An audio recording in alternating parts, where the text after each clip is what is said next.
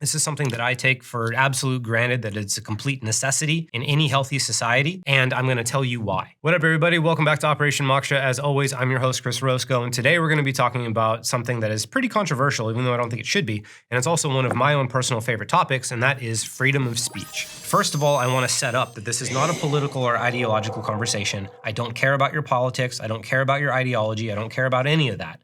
What I'm interested in the best existential solution.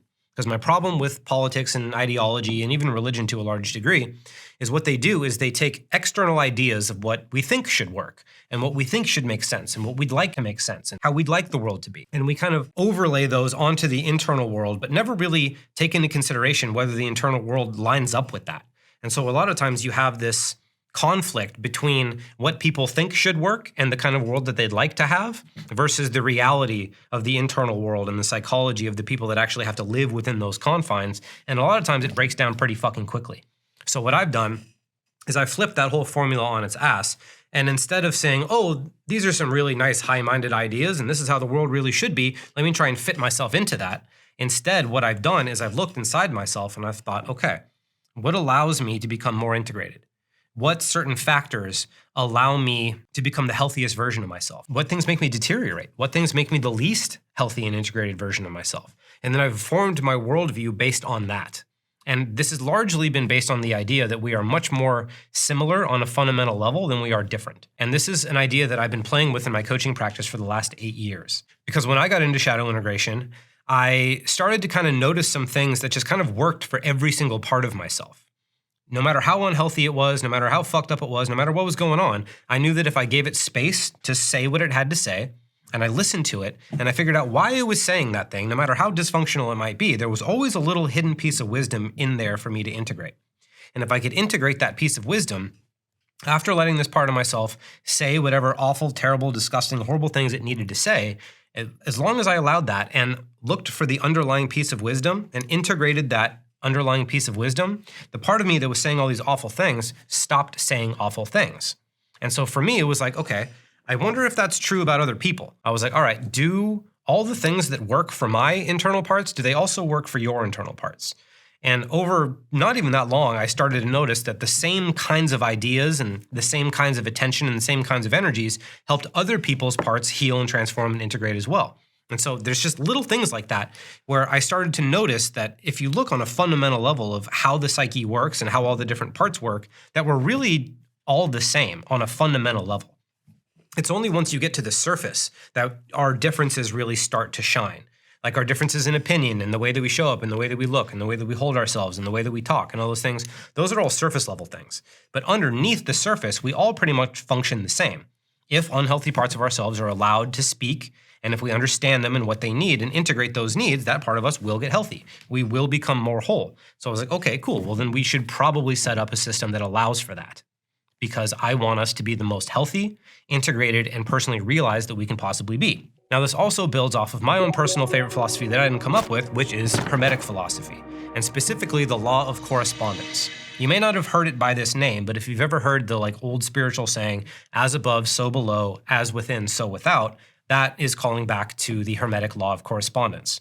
And it's called the Law of Correspondence because it basically states that your internal world will correspond to your external world and your external world will correspond to your inner world. There's this kind of interplay between the two. They share information and the external world helps you program your internal world and your internal world helps you program your external world. They correspond to each other. They're basically the same. And this is another idea that I've played with. I first noticed it when I was in therapy a long time ago, and I was in kind of an unhealthy, kind of shitty relationship that wasn't doing me very good. And I was sitting there, I had a somatic therapist, and he had me actually act out the two different sides of the argument with my two hands. And then I started to notice that my hands were doing the same things, holding the same postures kind of, and turning away from each other and doing certain things. I noticed the conversation inside myself perfectly mirrored and matched the conversations that we're having in my relationship. And this is before I even learned about the law of hermetic or the law of correspondence. This was just, holy shit, what the fuck? Everything that's happening outside of me is happening inside of me. I wonder how far this goes. So I started playing with that idea as well. I started playing with the idea of okay, well, if I'm having a problem with something in my external world, what happens if I just clean up the part of me that resonates with it? If I'm having a problem with a person, what happens if I integrate the part of me that doesn't like them? More often than not, it would lead to a more harmonious relationship with that person. It didn't necessarily guarantee that they would love me back, but at least allowed me to have a healthier view of them, to love them from a distance, to have compassion for them, and all these sorts of things. But honestly, more often than not, it allowed me to understand where they were coming from, where I was adding to the conflict unnecessarily, and ultimately smooth things out and create a much more harmonious experience of living. And most of that really came from me taking responsibility and knowing that my external world corresponds to my internal world. So if I clean up my internal shit, my external shit will get cleaned up as a result of that.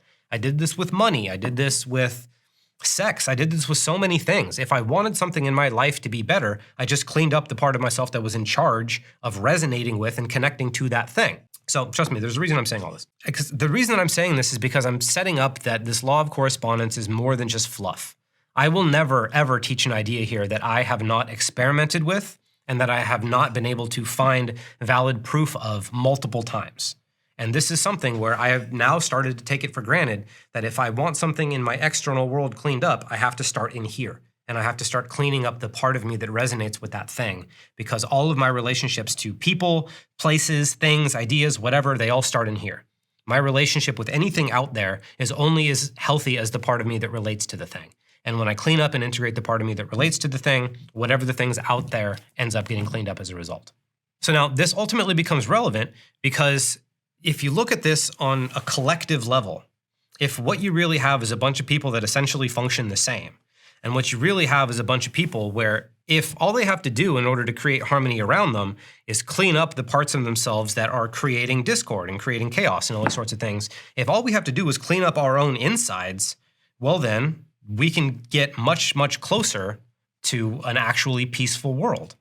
So this has been a huge element of why I teach shadow integration. This has been an enormous piece of how I put together my worldview and ultimately helps lead me to why I think freedom of speech is so goddamn important. Here's the thing about free speech. I'm first going to go on the internal and expand that into the external. So on the internal, if you are not allowed to say certain things, you will end up censoring yourself from saying those things. And if you end up censoring yourself from saying those things, you will also censor yourself from thinking them.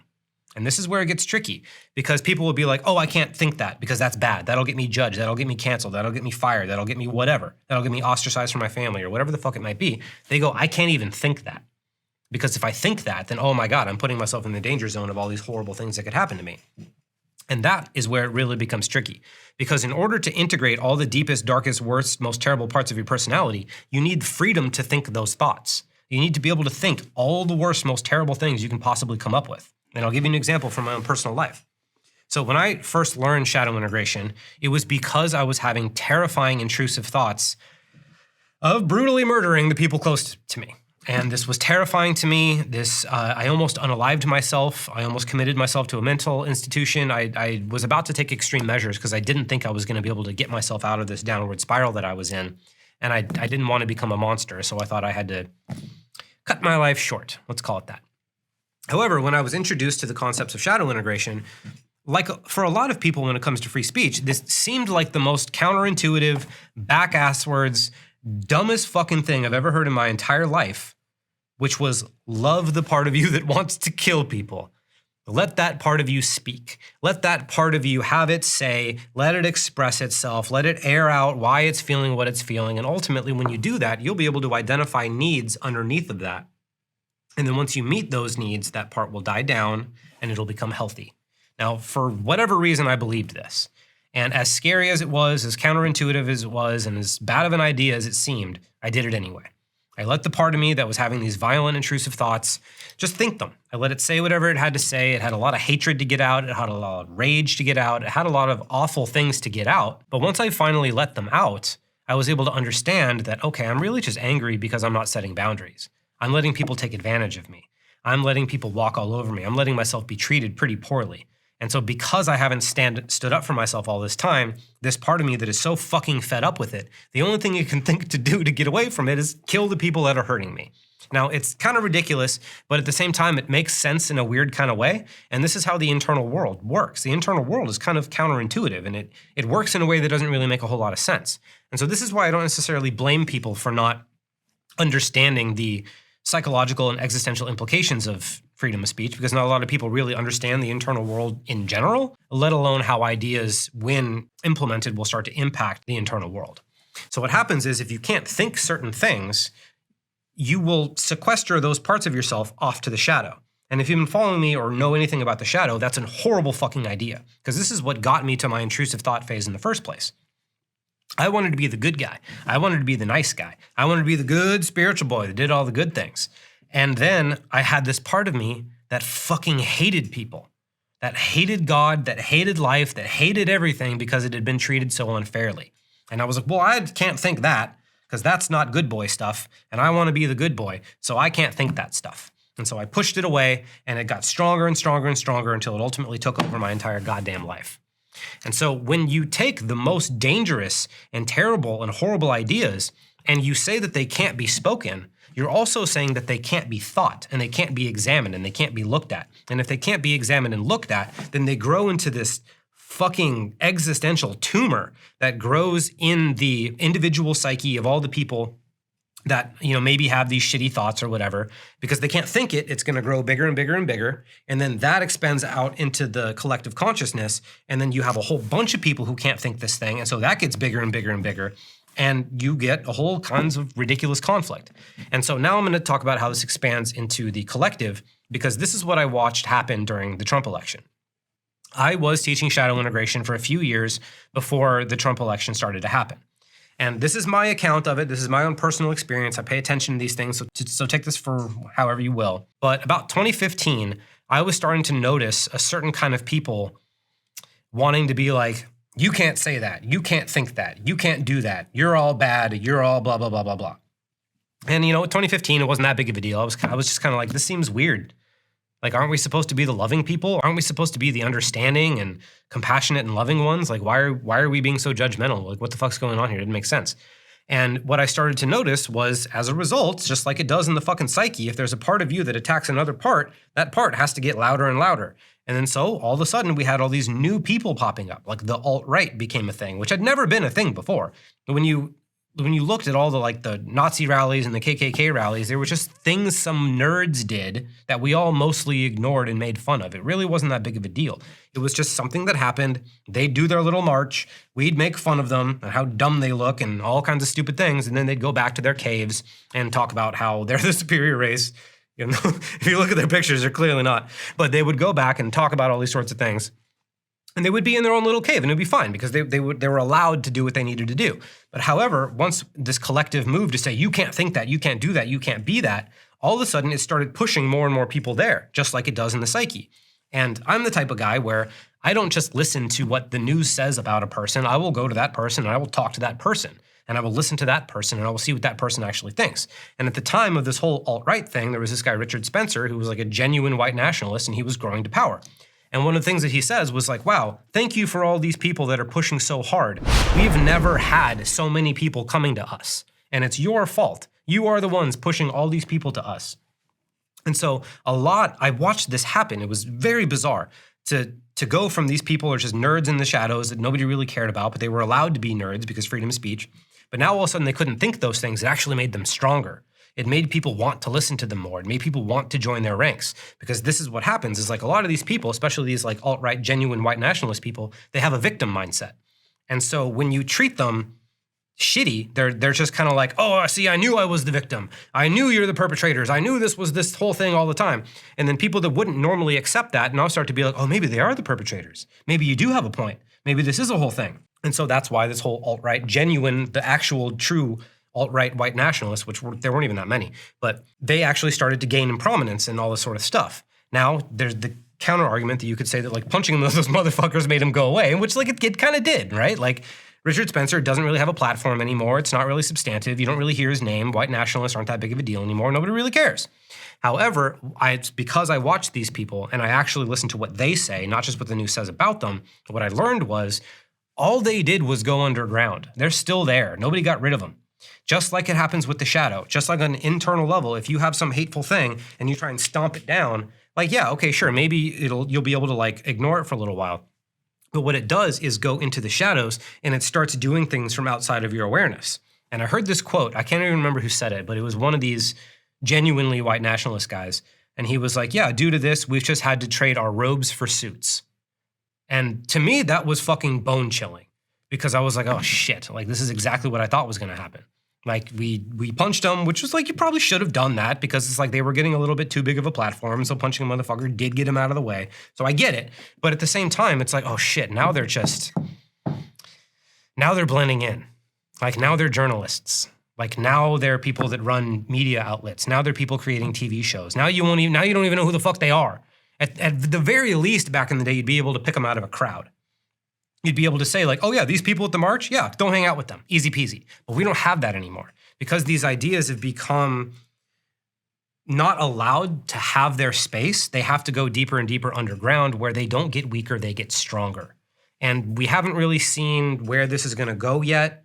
I hope it doesn't really go anywhere. I hope we get to live in relative peace. But if the last few years have been any indicator, shit just does seem to keep getting heated more and more to the point where, you know, my neighborhood gets boarded up and shit gets lit on fire and I might have to leave Los Angeles. And so basically the reason that I'm getting at this is because we need to have the shittiest thoughts on an individual level and on a collective level allowed to exist, because the implications of trying to stamp them out both on a personal level and on a collective level are just atrocious. I don't want to see any more violence in the streets. I don't want to have to worry about this shit anymore. Instead, what I want is a place where all the shittiest people can think whatever they need to think, you know, because they're going to think it anyway. They might as well be thinking it in an environment where we can clearly identify them, draw a circle around them and be like, don't go there. Like, okay, you guys can have this neighborhood. Like, I just won't go there.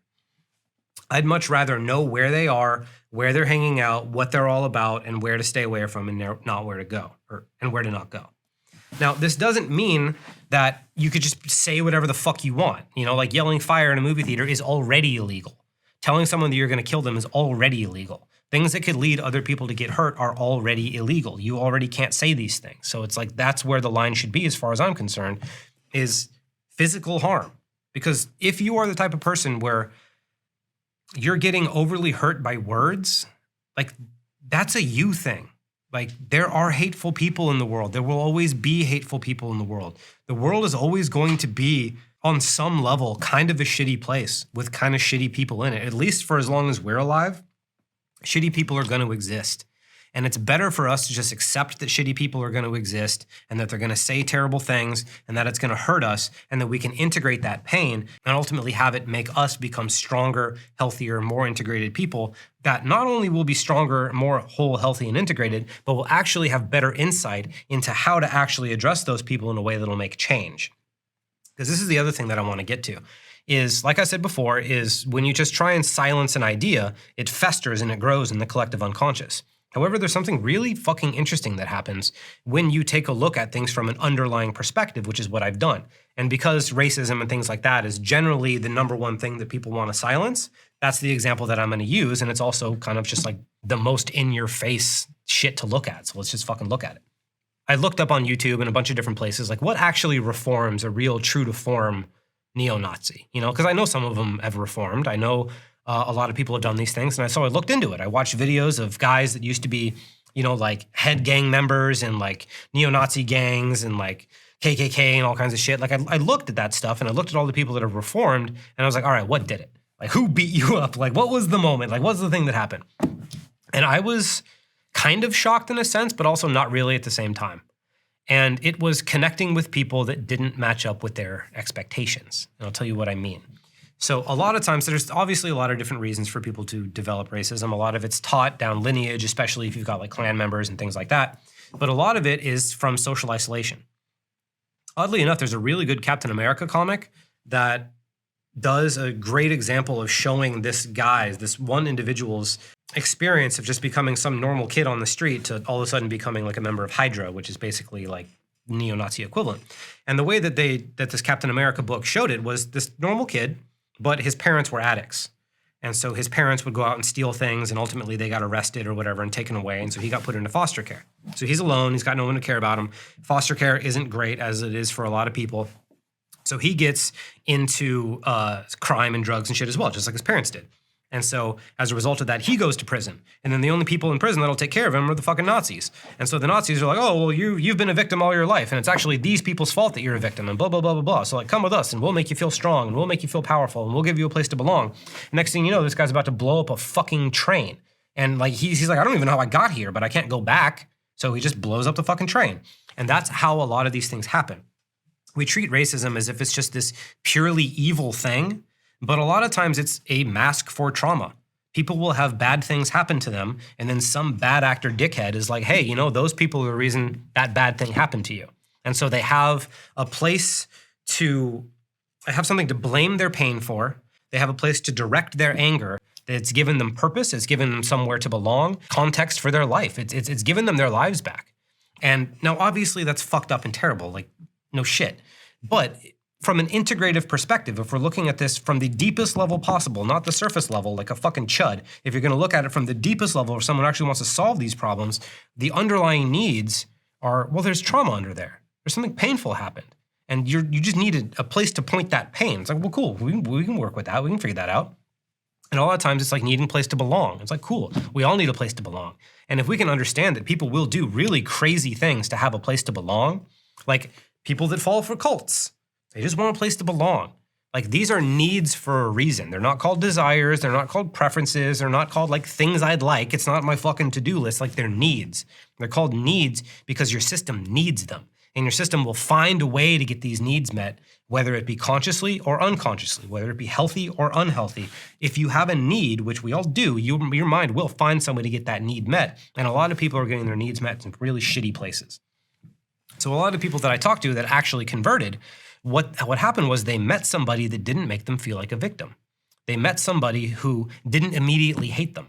They met somebody who didn't immediately have nothing but horrible things to say to them. And for a lot of people, this was the first time anybody outside of their little gang had treated them that way. And that's the thing to understand about a lot of these things, is that it's an incubator for people that like, they can't go anywhere else. And they know they can't go anywhere else. So they kind of like shroud themselves in bullshit to keep everyone else away. But a lot of times, all it takes is one motherfucker to come in and be like, hey, you're a person. Like, let's talk. Let's figure this out. And the best example of this I've ever seen is this guy named Daryldavis, who I cannot urge you enough to look into this guy, Daryldavis. There's a great Joe Rogan podcast where he's like a Southern black dude. I think he's a saxophone player, like a jazz musician. And he's got a whole closet full of clan robes. Like, he's talked to grand wizards and grand dragons and the highest people and all these different kinds of people. And he's got a whole fucking closet full of clan robes from people who he just sat down and had dinner with a few times, got to know them, became friends with them. Now, obviously, this is a dangerous thing that I don't suggest everybody should do. Like, it's kind of reckless if I'm being totally fucking honest, but the point is that it's proof of concept, and that's what matters, is we're having an existential conversation here. And what he did was he had these conversations with these people, and over time, they started to realize that he wasn't what they thought he was. They're like, oh, wait, we've been told that you're this way, but you're not actually that way. You're just like a guy, just like the rest of us. And the friendship actually flourished as a result of that. And then even the leaders of the clan end up giving up their robes and converting and becoming less terrible people. Now, I don't know if they, became saints or anything like that, but at least they're not fucking running the clan. So, like, I think that's a pretty good move forward. So I use this as proof of concept that on the collective level, the same integrative frameworks and dynamics and foundations are there. And what ends up happening, as I said before, is when you push these people and you say, you can't think these things, you can't say these things, you can't whatever, you feed the victim mentality and you have other people join them and be like, yeah, we are the victims. Like, we should be able to say these things, like, fuck the whatever, and blah, blah, blah, blah, blah. And you just validate their worldview. And what it takes to get somebody out of that is for somebody to invalidate their worldview.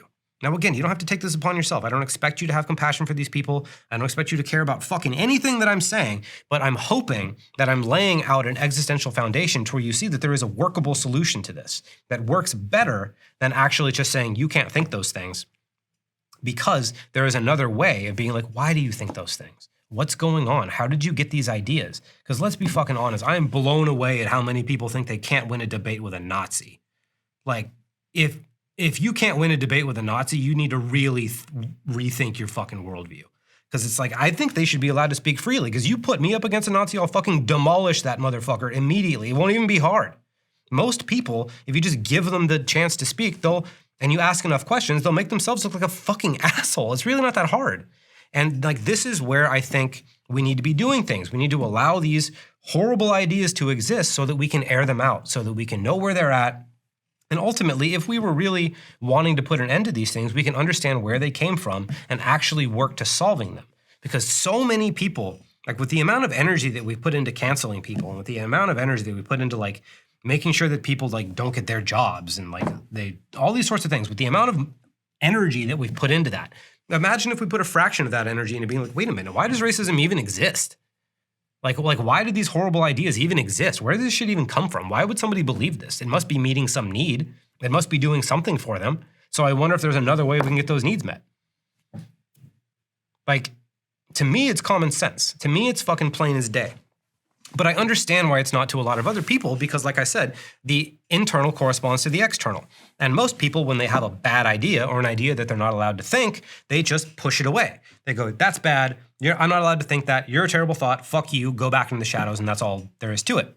So when they see another person outside of them saying those ideas, they have no choice but to treat that person the same way they treat the part of their mind that also has shit ideas. It's like, nope, you can't think that. You're bad. You go back in the shadows. Fuck you. I'm better. I have a sense of superiority because I don't think those things, when actually your own shadow is just rotting and crying and decaying in the back when you don't want to look at it.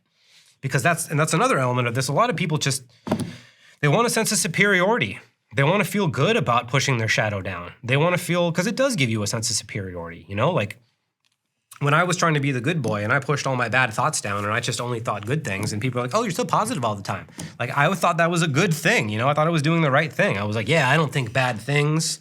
I'm a good spiritual boy. I do all the good things. Like, don't you love me? Aren't I great? But then there's like rotting dead bodies in the back of my fucking mind and it's a fucking atrocious mess. So you got to be honest about the fact that we're all at least a little evil.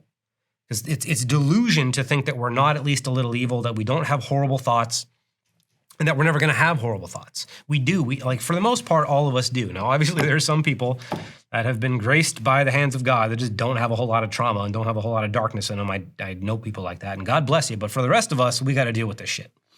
Most of us have darkness in us. A lot of us will actually have racist thoughts. A lot of us will have sexist thoughts. Like, in order for me to integrate my intrusive thoughts, I had to own the fact that I was really fucking furious at women. Because I had been mistreated by women in a lot of my life. And if I wasn't willing to be honest about the fact that there was a part of me that was really angry at women for the way I'd been treated and genuinely wanted revenge, if I didn't feel free enough to think that, I would have never recovered. I would have never integrated it. I would have never become the person that I am today, that I'm really genuinely grateful to be. And so a huge element of individual mental health is being able to air out these ideas, understand the needs that create them and where they're coming from. And it's my genuine belief, and I hope that I've demonstrated this in some kind of concrete level, that should and will work on the external as well.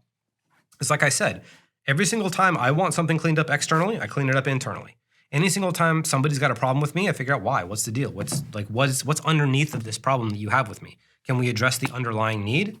Great, let's fucking do that. And most of the time, the problem goes away. Now, again, there's obviously going to be outliers. Not everybody's ready to heal. There's violence we have to stop. There's actual things you need to do. Great, whatever, sure, fine.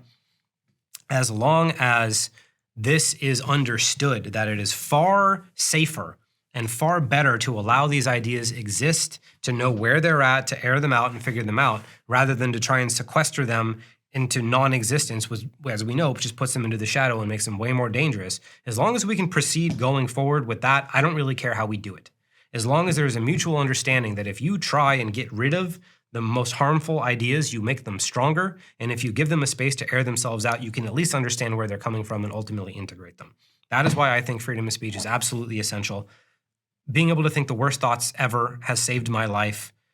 And I know I've seen other people just through connection and understanding, some of the most hateful people in the world, their minds have changed in a very similar way that it works to the internal world. So I basically take it for granted that things work the same that they do internally and externally. And goddamn, if a little bit of understanding doesn't solve the worst problems of the internal world, I, for one, would love to see what that would do to the external world. So I'm Chris Orozco. I love you. I'll see you next time.